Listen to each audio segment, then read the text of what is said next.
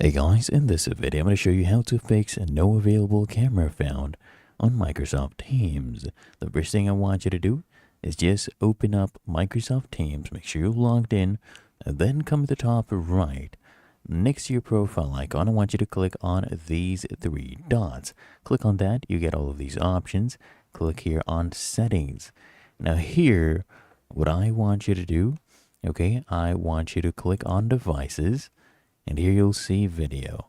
Okay, make sure under camera, your camera is actually listed and you have selected the correct camera, right? This one is set to OBS virtual camera. That'll cause issues. So go ahead and put in your actual camera, okay, not the other one.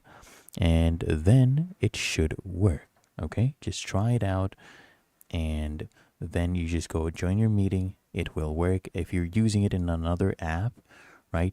Go stop using it from that other app. Maybe you're in a Google Meets or it was on Discord. Just stop using it there. Turn it off. If you found this helpful, make sure you smash that like button. Subscribe to App Mentor.